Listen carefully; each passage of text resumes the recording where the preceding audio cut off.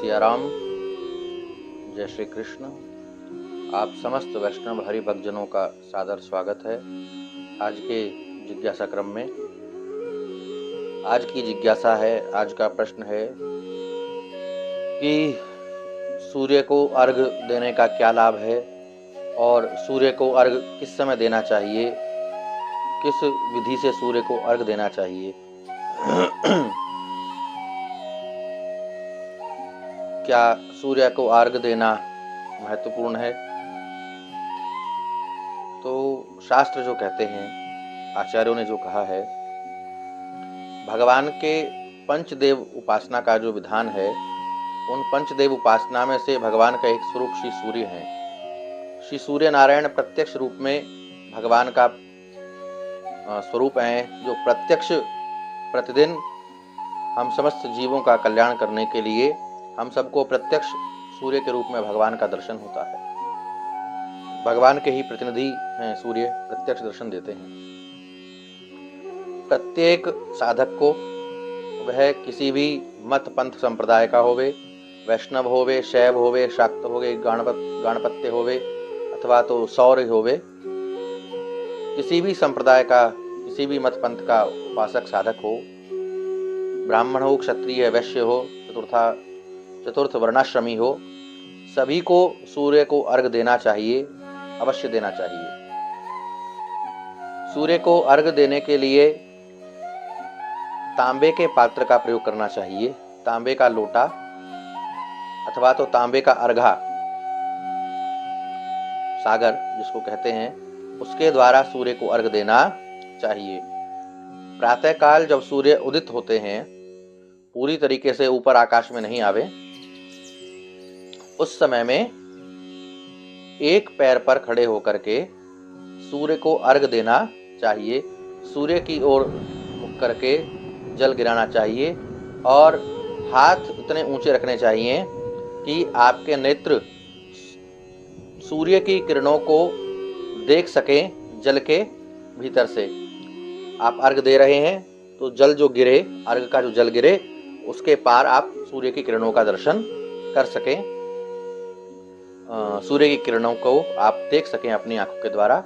जल के भीतर से गिरते हुए जल के आर पार आप सूर्य को, किरणों को, प्रकाश को देखें। इससे नेत्रों को बहुत लाभ होता है। नेत्र रोगों में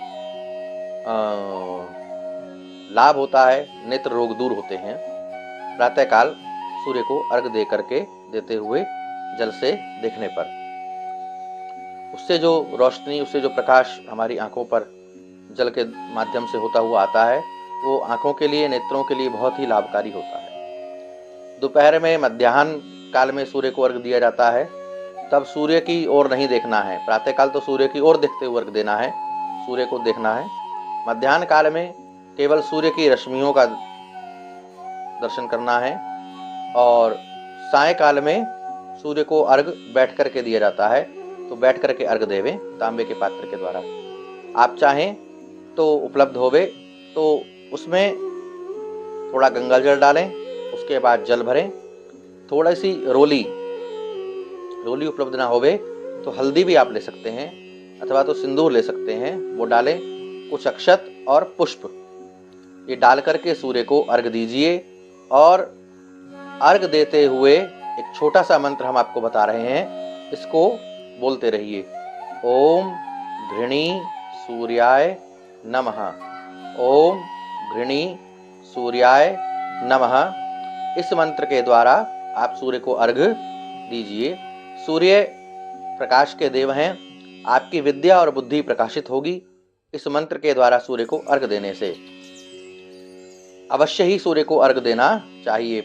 आप जब तप करके और जब उठें, संध्या करके उठें, तो सबसे पहला काम सूर्य को अर्घ्य देने का करना चाहिए। सूर्य को अर्घ्य देना चाहिए। सूर्यार्घ्य बहुत महत्वपूर्ण है। सूर्यार्घ्य के बिना कोई जब तप साधना पूर्ण नहीं मानी जाती, तो सूर्य को अर्घ्य अवश्य ही देना चाहिए। प्रातःकाल दीजिए, मध्याह्न में बने, संध्या में बने, तो इस समय में भी सूर्य को अर्घ्य दीजिए। साय संध्या, मध्याह्न संध्या के बाद भी, जब के पश्चात भी अर्घ्य देना चाहिए। ये बहुत ही महत्वपूर्ण है, इसे भूले नहीं।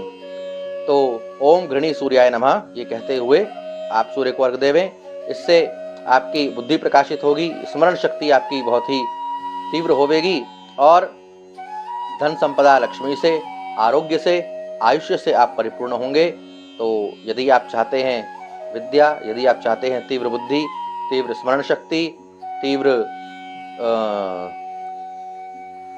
बुद्धि के आप स्वामी होना चाहते हैं और ये चाहते हैं कि संपदा, संपत्ति, वैभव, यश, प्रतिष्ठा आपको प्राप्त होवे, तो ये छोटा सा साधन करिए। प्रतिदिन जप के पश्चात में तांबे के पात्र में रोली, हल्दी, कुछ अक्षत और पुष्प डाल करके सूर्य को अर्घ्य दीजिए। ओम घृणी सूर्याय नमः कह करके। तो भगवान सूर्य नारायण की कृपा से, भगवान श्रीहरि की कृपा से, श्री सीतारामचंद्र जी की कृपा से आपकी बुद्धि, आपको यश, वैभव, प्रतिष्ठा, संपत्ति, स्मरण शक्ति प्राप्त होगी। आपके मन में कोई प्रश्न जिज्ञासा होवे तो कमेंट बॉक्स में लिख करके बता सकते हैं। गुरु गोविंद की कृपा से उसका भी शास्त्रीय समाधान करने का प्रयास किया जाएगा। आप चैनल को सब्सक्राइब करिए, लाइक करिए, कमेंट करिए, शेयर करिए। जय सिया राम, जय श्री कृष्ण।